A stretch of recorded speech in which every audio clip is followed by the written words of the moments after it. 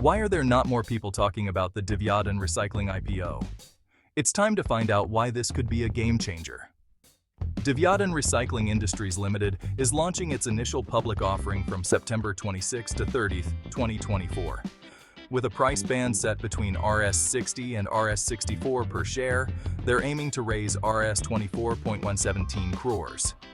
Founded in 2010, Divyadhan specializes in recycled polyester staple fiber and pellets, serving industries like packaging and textiles. They're ISO certified for quality and environmental management. Talk about commitment to sustainability. The IPO details? Minimum investment. Rs 1 to 28,000 for one lot of 2,000 shares. Listing date: October 4, 2024 on NSE SME. Financially, they reported a revenue of Rs 59.13 crores in FY24 with a profit after tax of Rs 2.38 crores. Why invest?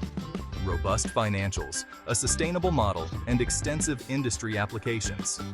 But don't forget the risks: market competition and economic factors. Interested? Apply through various online platforms before the window closes.